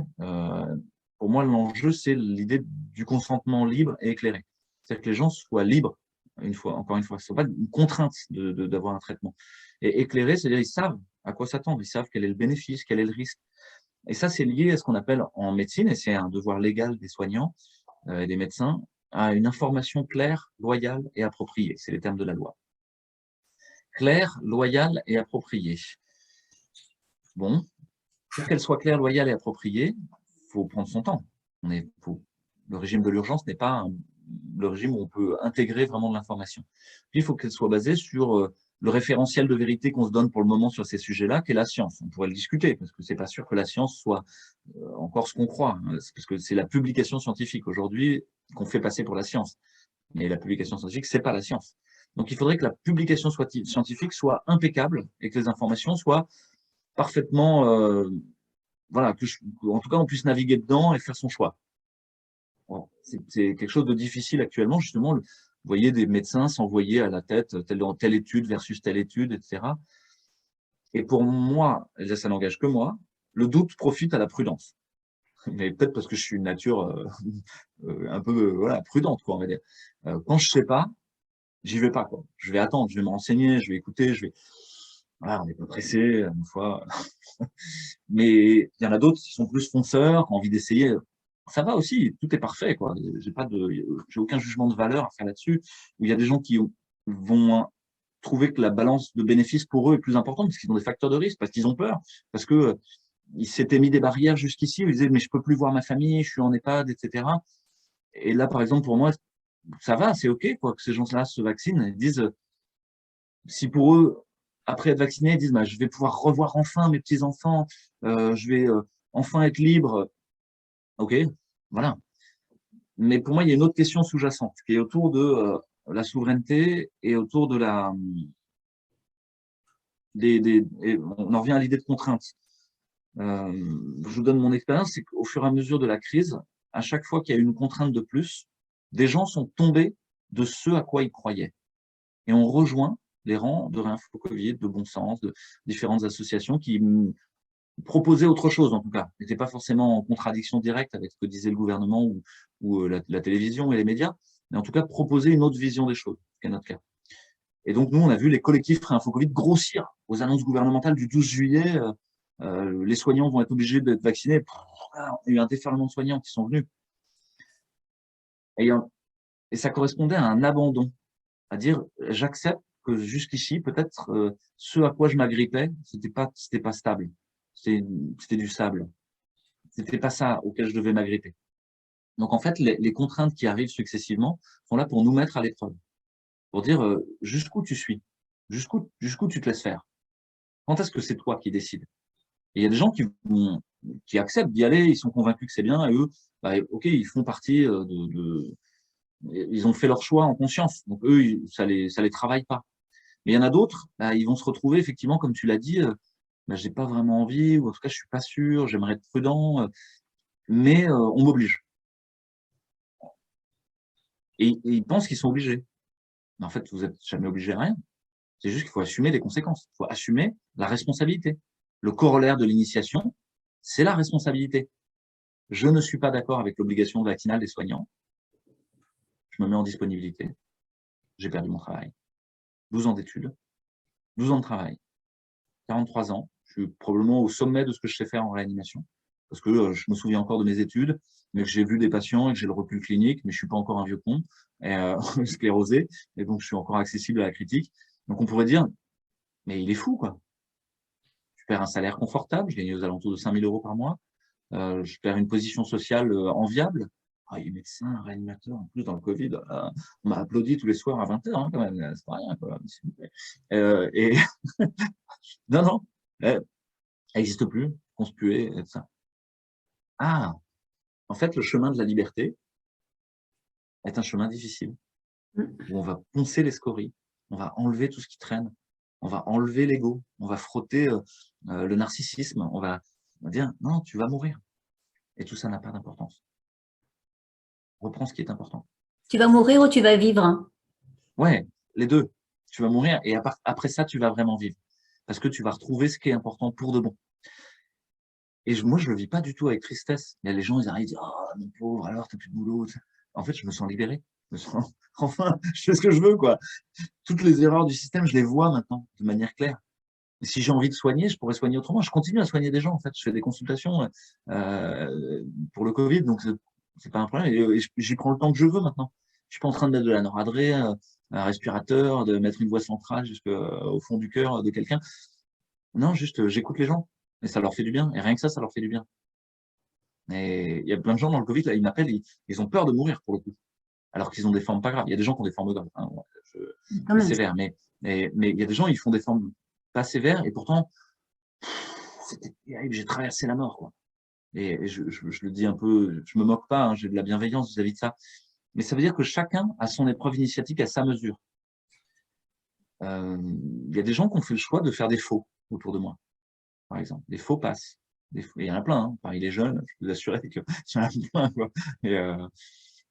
Et bah, c'est ça, c'est leur voie de liberté. Ils ont dit non, on ne me contraindra pas, quoi. Je ferai un faux. Moi, j'ai envie d'être exemplaire. J'ai pas envie d'être dans une incohérence ou dans une imposture. Donc, j'ai pas envie de faire ça. Voilà. Mais on peut penser qu'au moment où votre vie même est contrainte, il y a plein d'étudiants, par exemple, qui ne pouvaient pas faire leur stage ou se réinscrire dans leurs études, alors que ça va jouer peut-être l'ensemble de leur vie. Bon, bah, ils ont fait semblant ou ils se sont contraints. Là, chacun est convoqué à un choix personnel à un moment ou à un autre. L'autre jour, j'ai reçu un jeune interne, je ne donnerai pas la spécialité pour pas qu'on puisse l'identifier ni rien, mais qui s'était mis en disponibilité pendant 6 mois, enfin, un peu comme moi, là, si vous voulez, ça s'appelle une dispo, justement pour avoir le temps de voir venir. Il trouvait que ça allait trop vite, il ne voulait pas être contraint. Là, il se retrouve un peu au pied du mur parce qu'il va reprendre en mai. Et il vient me voir pour faire info. Il me dit où est-ce que je trouve quelqu'un qui fait info? Je sais pas, moi. Je n'ai pas de filon, quoi. C'est à toi de trouver si tu dois trouver. Mais est-ce que vraiment tu veux faire info? Est-ce que tu dois pas aller plus loin dans le questionnement? Qu'est-ce que tu veux vraiment? Non, mais je veux finir mes études. Mais pourquoi tu veux finir tes études? Et là, il y a des techniques, c'est les 5 pourquoi, par exemple. Descendre dans le pourquoi. Pourquoi? Je veux finir mes études. Mais pour soigner les gens. Ah bon? Mais tu es obligé de faire ça pour soigner les gens? C'est-à-dire que là, tu vas faire une injection contre ton gré pour soigner des gens. C'est pas tordu comme affaire, hein. Et voilà. Donc, on verra quel sera son chemin. Alors, moi, je le laisse faire. Peut-être qu'il fera info à la fin. Et je sais pas. Oui, on a des personnes qui posent des questions. Est-ce que tu es d'accord pour répondre à certaines questions qui ont été posées? Alors, bonjour, étant une Covid longue, vous faites le choix de la liberté au prix de votre vie. Je connais des gens en réa qui vont à mon sens et ne reviendront jamais. Quel choix? Combien aujourd'hui regrettent d'être en réa, mais c'est bien trop tard pour eux, n'est-ce pas, médecin en réa, vous le savez mieux que moi. Voilà ce qui a été dit. Alors, je comprends pas forcément toute Ah la non, question, mais je comprends entre les lignes que ouais. peut-être le Covid long est quelque chose de très pénible et qu'elle convoque la question de la liberté Oui. par rapport aux autres, c'est ça? Cette personne, je la connais, je sais qu'elle a eu un Covid long avec avec des conséquences graves, hein, puisque des conséquences corporelles graves. Et voilà. Et en fait, elle s'est fait vacciner et elle dit, il y a où le choix de la liberté là? Oui, alors, et puis la liberté par rapport aux autres. C'est-à-dire que souvent, on convoque cette idée que ma liberté mettrait l'autre en danger. Ça, c'est un argument qui revient fréquemment, notamment autour de la question. Voilà, là, ça convoque des éléments scientifiques. C'est que là, actuellement, l'injection ne diminue pas la contagiosité, quoi. Ça, c'est juste avéré de manière claire. Donc, cet argument qu'on se vaccinerait pour les autres dans cette situation-là, il tombe, il est caduque, il est pas réaliste, quoi. D'autant plus que si la vaccination était efficace, vous pourriez dire, mais moi je suis vacciné, donc je risque rien. C'est pas quelqu'un qui n'est pas vacciné qui va me rendre malade, puisque ma vaccination fonctionne. Donc pourquoi j'allais gérer?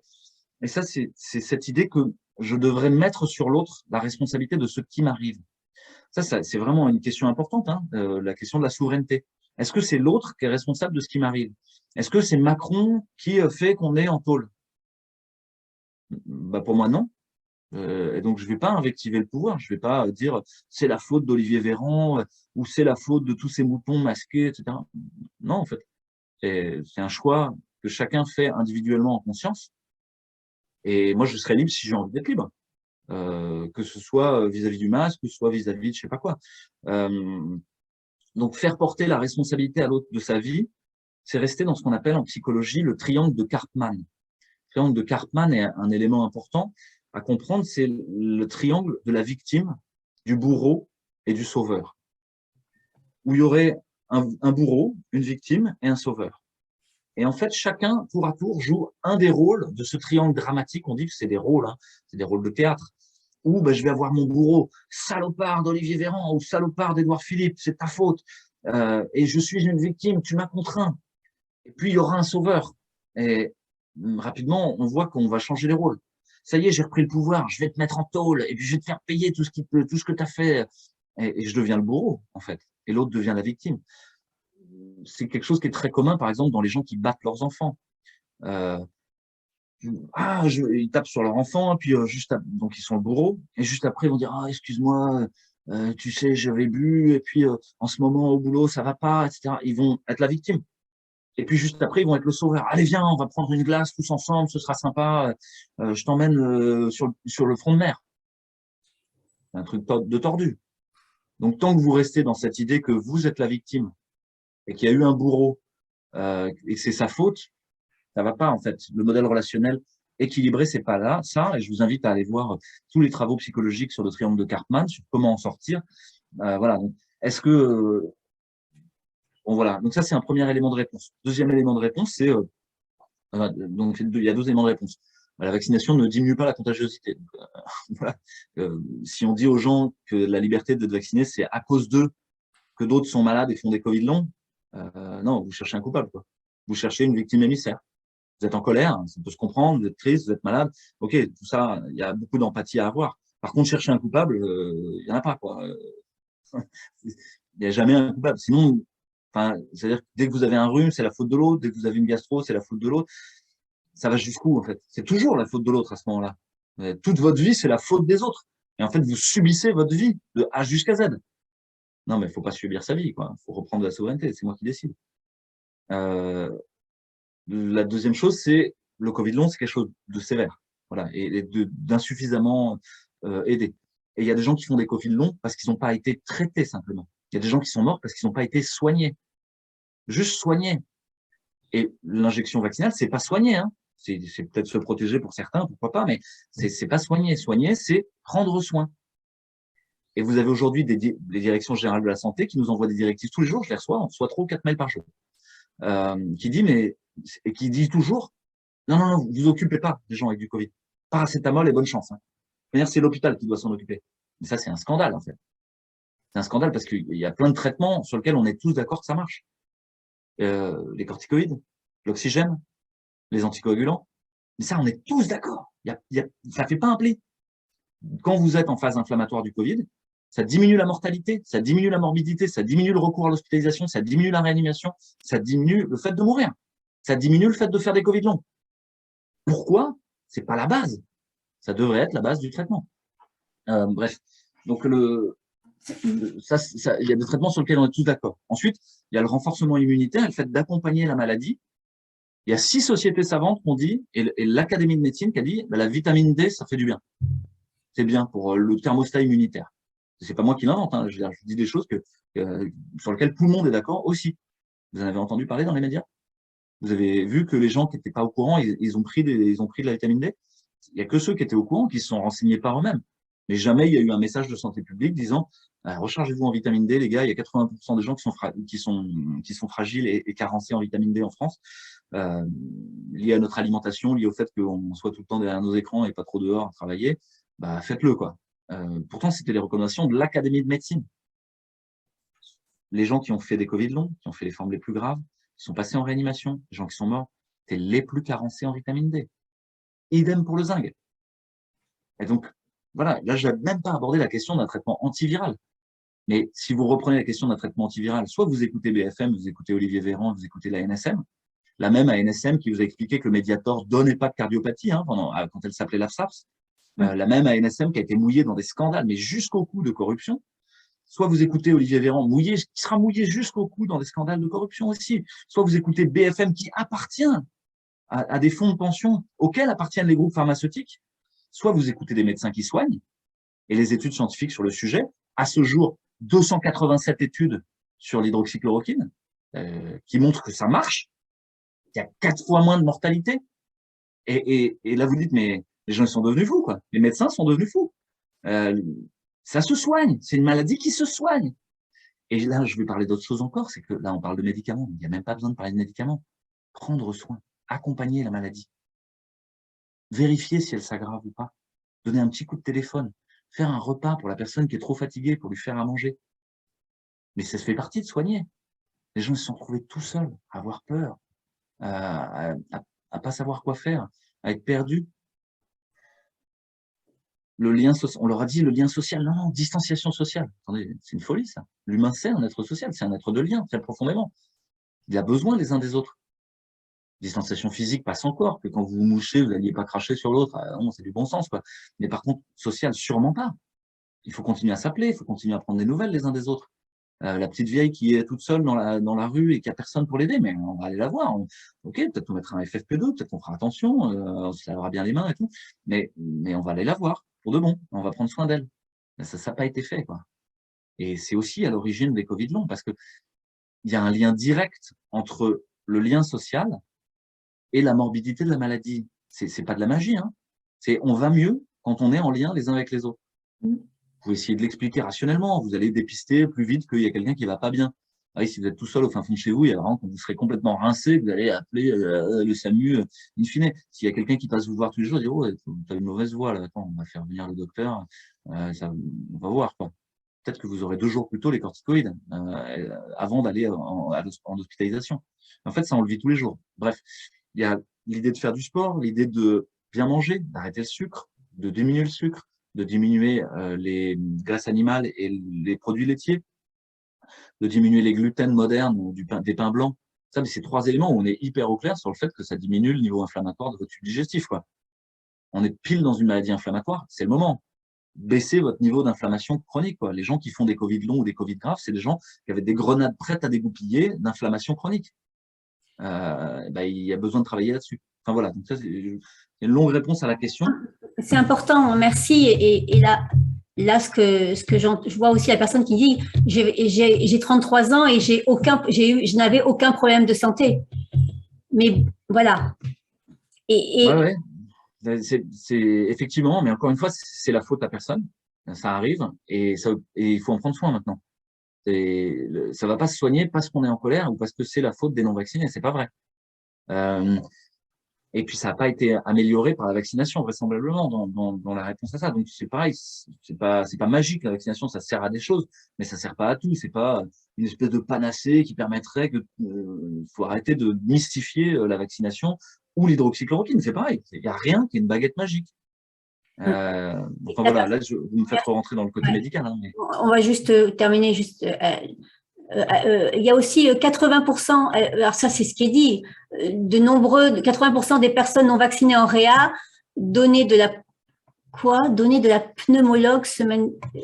80% des personnes qui étaient en réa étaient non vaccinées. Voilà, là parce que dans l'hôpital dans laquelle de sa ville. Voilà, ça c'est les données qui. Alors moi, je vous donne les données que j'ai tous les jours, hein, parce que je les suis, Voilà. quoi, les données épidémiologiques, etc. C'est pas le cas, déjà, c'est faux, c'est juste faux. Donc, je vous invite à aller voir des articles qu'on a fait sur le sujet sur www.réinfocovid.fr. Il y a un article qui traite typiquement de ça. Est-ce que les réanimations sont encombrées de gens non vaccinés ou vaccinés? Je vais vous donner un exemple. La petite case dans laquelle je suis, vous imaginez que c'est tous les lits de réanimation. Vraiment, les lits Covid qui concernent la maladie Covid, c'est ça, dans la grande case. Okay, on est aux alentours de 10%, quoi. 10-15% des lits.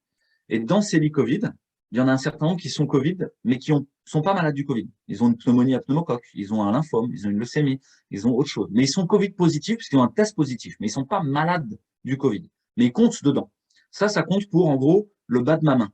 Et puis, il n'y a que ça qui reste, donc je vais le mettre ici, j'essaie de bien me mettre, il n'y a que ça, vraiment, de Covid en réanimation. Ils sont là par rapport à toute la réanimation qui est tout le cadre. Et là-dedans, il y a 40% qui sont non vaccinés et 60% qui sont vaccinés. Et 40 et 60%, ça correspond à, en fait, la proportion de non vaccinés et de vaccinés dans la population générale. La sanction de ça, si vous allez jusqu'au bout du raisonnement, c'est de dire la vaccination, et ça va sortir dans les 3 ou 4 semaines qui viennent, la vaccination actuellement sur les variants qu'on a eu, le variant Delta, etc. Je ne parle pas du variant 1, c'est probablement différent. La vaccination ne protège pas de passer en réanimation. Mince, à quoi ça sert? Voilà, après, Océange, elle aura ses données, elle va voir son truc. Donc, l'idée, c'est plutôt de se réconcilier, de dire, moi, je peux vous jeter des études à la figure, vous pouvez me jeter votre pneumologue à la figure. OK, allez voir déjà. Allez tâter le réel. Est-ce que vous êtes rentré dans un service de réanimation? Vous avez vraiment demandé, etc. Est-ce que votre service de réanimation, c'est pas un service spécial? Moi, en centre-ville de Marseille, où on est des référentes de Covid, c'est pas le service tout venant. Donc, faites bien le tour de toutes les réanimations de France. Ensuite, posez-vous la question, est-ce que cette vaccination doit devenir le cœur de votre vie? Est-ce que ça doit devenir, au-delà même, est-ce que ça doit devenir un enjeu de contrat social? Est-ce que c'est OK de dire vous avez le droit de participer à la vie publique si vous êtes vacciné ou pas? Ça, c'est un enjeu éthique profond, politique. Normalement, c'est aucun enjeu de santé. Ça, c'est la règle de base en santé et en médecine. Aucun enjeu de santé ne devrait décider si oui ou non vous avez accès au contrat social. Sinon, c'est une renégociation unilatérale du contrat social par les gens qui poussent à la vaccination. Et ça va pas. Parce que vous êtes en train de déstructurer la société. Vous êtes en train de l'effilocher. Vous êtes en train de faire de la discrimination d'une partie des populations. Moi, je pense qu'il faut discriminer personne. Encore une fois, chacun fait ce qu'il veut et on prendra soin de tout le monde. Est-ce qu'en réanimation, je prends soin mieux ou moins bien de quelqu'un, même qui est un salaud ou un gentil? Non. Si je me permettais de faire ça, peux vous assurer que tout le monde me tomberait dessus. T'as pas la bonne couleur des yeux? T'es homosexuel? T'es un garçon? T'es une fille? T'as tel âge? T'es un vieux? T'es trop jeune? Non, je te soigne pas. Aujourd'hui, c'est ça qui se passe dans les hôpitaux. Vous avez des gens qui, debout du service des urgences, les chefs de service pointent du doigt les patients en disant « Vous êtes pas vaccinés, c'est votre faute si les autres sont malades. Je vais tout faire pour que vous soyez pas remboursés, pour vous soigner le plus tard possible. » C'est ça qui se passe. Tout va bien, c'est normal. C'est ça faire société ensemble. C'est ça prendre soin. Réfléchissez aux anges.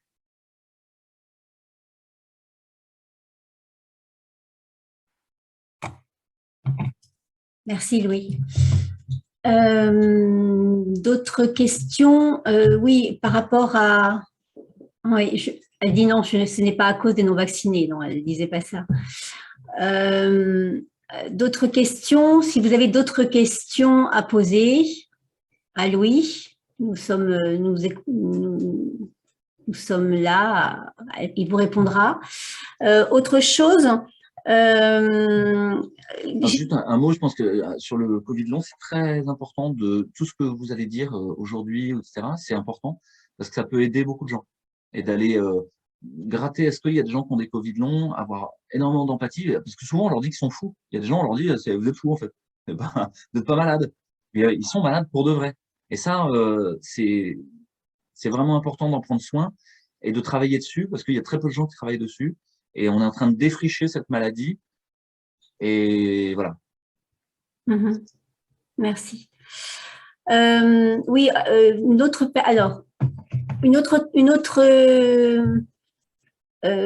question. On parlait de médecine à deux vitesses là maintenant. De plus en plus de gens disent on est mal soigné, on ne peut plus avoir de rendez-vous avec des spécialistes, on ne peut plus être soigné. Et maintenant, ça va jusqu'à tu n'es pas vacciné, je te soigne pas. Qu'est-ce que tu voudrais rajouter par rapport à ça? Encore une fois, on peut mettre ça sur le dos du Covid, mais le système de santé est très mis à mal depuis des années et de manière volontaire. Il est désinvesti au niveau financier par les tutelles et par l'État. On diminue le nombre de soignants, on diminue le nombre d'infirmiers, on diminue le nombre d'aides-soignants, on diminue le nombre de médecins, on ferme des lits, on diminue toutes les spécialités qui sont jugées pas rentables, des gens qui soignent des maladies rares, des gens qui soignent des maladies orphelines. Non, c'est pas rentable. Tout ça, on les enlève. Et ça, c'est pas nouveau. Ça fait plus de 15 ans que ça dure. Donc, on s'en rend compte maintenant, il y a des gens qui prennent conscience parce qu'on est arrivé à un effet de seuil, à un moment où, ça y est, l'institution santé s'effondre. Moi, il y a 5 ans, j'ai dit, dans 10 ans, l'assistance publique des hôpitaux de Marseille sera à vendre pour 1 euro symbolique à un fonds de pension américain ou chinois. Quand je dis ça, c'est pas du tout pour rigoler. C'est-à-dire que c'est ça qui est en train de se passer. On est en train de dilapider le bien commun, de dilapider tout ce que l'héritage qu'on avait reçu en partage de nos aïeux, qui avaient essayé de constituer une sécurité sociale, un hôpital qui marche, une médecine qui prenne soin de nous. On est en train de le dilapider au nom de la rentabilité, au nom de l'efficience. Parce qu'il faudrait qu'il y ait un retour sur investissement. Ce que je vous dis là, c'est vrai pour la santé, mais c'est vrai pour l'école. Aujourd'hui, l'école, je donne l'exemple de mes enfants, hein, mes 3 enfants, ils ne peuvent pas aller à l'école où il faut qu'ils fassent un test tous les 2 jours. Et il y a 2 classes qui sont fermées. Donc l'école, elle ne marche plus en pratique. On est en train d'effondrer l'institution école. La démocratie, on vote des lois à 40 députés à 4 heures du matin qui concernent absolument tout le monde. On devrait réfléchir tous ensemble de manière profonde sur ce qu'elles veulent dire. Et non, c'est voter à 40 députés comme une espèce de rapt de démocratie. Donc en fait, nos institutions sont en train de s'effondrer. C'est pareil, soit on s'y agrippe et on dit il faut absolument que ça tienne comme ça. Soit on prend conscience que c'est un mouvement un peu inéluctable et on se prend en main pour soigner les gens. Et pour peut-être les soigner autrement. Peut-être que l'hôpital, en fait, il y avait une partie de maltraitance dans l'hôpital. Il y avait des choses très bien et les soignants sont des gens qui font du mieux qu'ils peuvent, mais de manière systémique, on se retrouvait à de la maltraitance. Comme ces aides-soignants qui doivent faire la toilette à 40 malades, à 40 patients dans un EHPAD. En fait, c'est pas possible de bien le faire. Elles se retrouvent dans une situation de maltraitance parce qu'on les a mis systémiquement dans une extraordinaire banalité du mal. Une infirmière qui a 30 patients dans un service, elle ne peut pas aller passer une demi-heure avec chacun pendant la matinée pour discuter de comment ils vont, comment ça va avec la famille, les petits-enfants, essayer de prendre soin de ça. Elle va forcément torcher le truc, balourder les médicaments et hop, emballer, c'est pesé. Parce qu'elle est toute seule. Donc, il y a de manière systémique, il est sain que ce système s'effondre. Sauf que qu'est-ce qu'on met à la place? Aujourd'hui, les multinationales du médicament et de la data, les grands fonds de pension américains, nous proposent une santé numérique. Vous feriez de la téléconsultation. Il y aurait un médicoton dans votre Leclerc favori et vous allez rentrer dedans, vous allez faire une consultation à distance avec une machine, vous allez tirer la langue, il va vous dire, voilà, prends du Doliprane, et tout le truc, et l'ordonnance qui va sortir de manière automatique. Je caricature à peine. Ces boîtes-là, elles existent déjà. Et vous avez chaque année une réunion à Chamonix qui s'appelle le CHAM, entre Petit Four et Champagne. Le président de la République, le ministre de la Santé, le patron de BlackRock, le patron d'Amazon, de Google, de Facebook se réunissent à Chamonix avec quelques chefs de service ronflants de la Pitié-Salpêtrière et de Saint-Antoine. Ils passent sur les plateaux télé aussi et qui ont des conflits d'intérêts longs comme le bras. De quoi ils discutent à Chamonix? Ils discutent, le sous-titre, vous regarderez sur Internet, ça s'appelle le CHAM. Ils discutent Inventing the Future of the Healthcare System. C'est en anglais. Pour le système de santé français, c'est rigolo.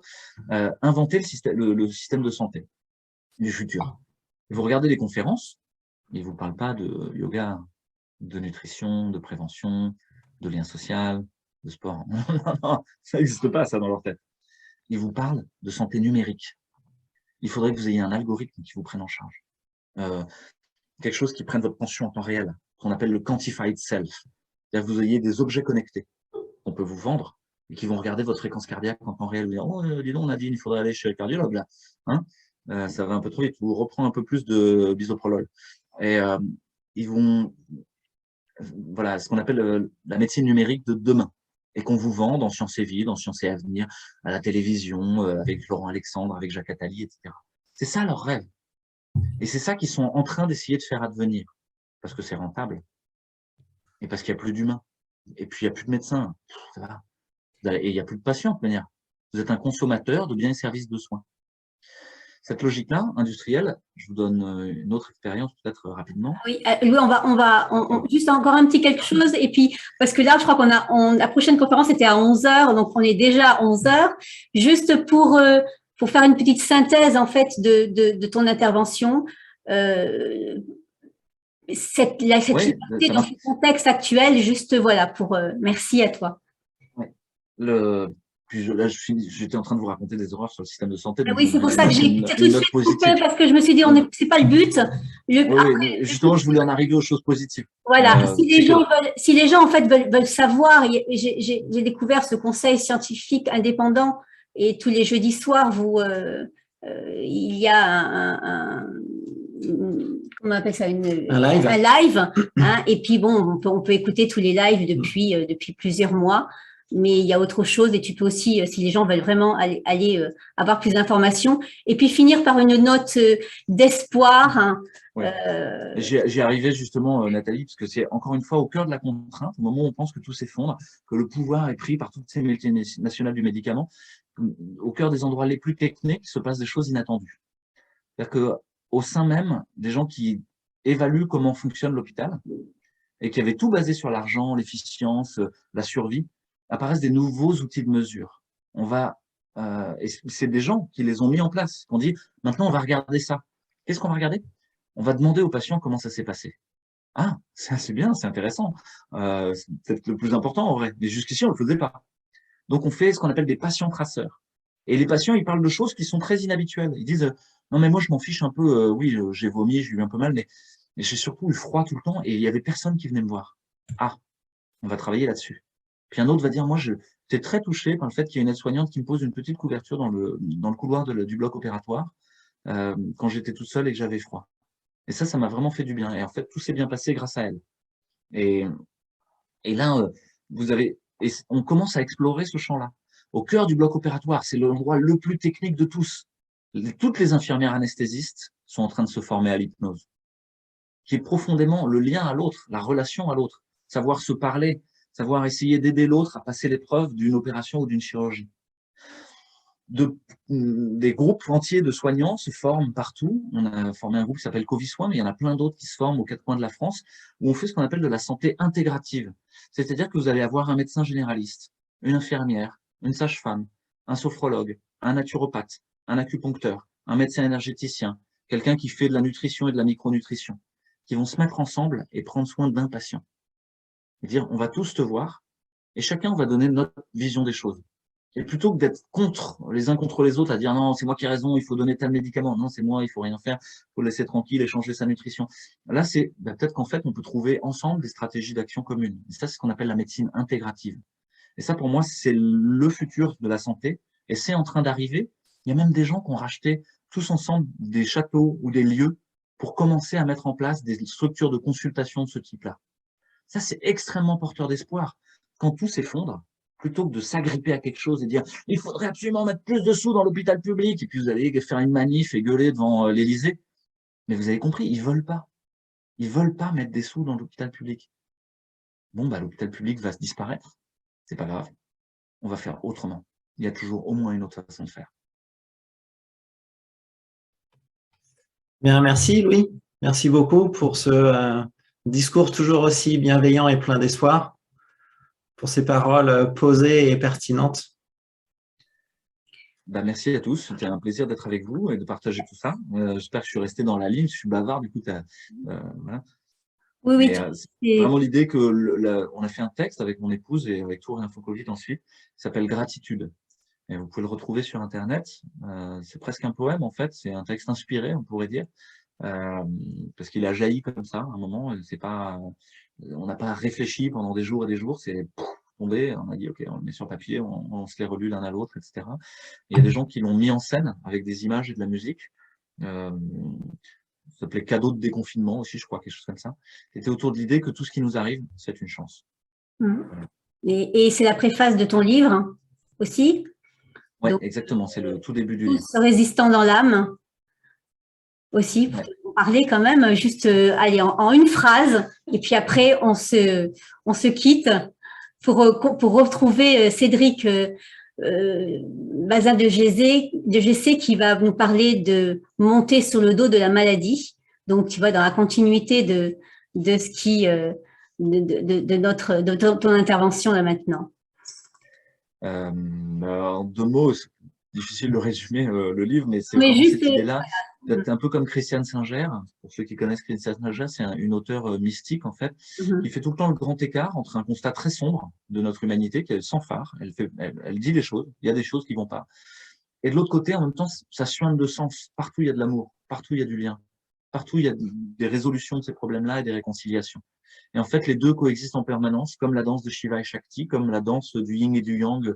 Voilà, il y a du noir dans le blanc, il y a du blanc dans le noir, et c'est ça le vrai monde, c'est ça le réel. C'est ni un monde de bisounours, ni un monde que de torture et d'horreur. C'est les deux imbriqués en permanence, dans lequel il nous est donné cette chance de pouvoir nous individuer par la contrainte. Donc le livre, il y a les premiers chapitres qui parlent du transhumanisme, du néolibéralisme et de choses assez sombres en fait. Et puis ensuite, il y a plein de voies de résolution autour de la notion de permaculture humaine, la question de l'art et de la beauté. Que pour moi, l'art est vraiment, et les artistes sont au cœur d'essayer de saisir quelque chose de subtil justement. Ils ont une espèce de sixième sens, ils sont l'antenne 6G du réel, auquel d'autres n'ont pas accès comme moi, je suis pas artiste. Et les artistes m'apportent énormément, ou ça pourrait être des gens qui prédisent l'avenir, j'y connais rien, mais des gens qui ont accès à des informations subtiles sur le monde. Et il y en a plein. Et eux, ils nous disent plein de choses très, très, très, très belles. Et ils nous permettent d'inventer la beauté et de trouver des chemins de résolution. Voilà.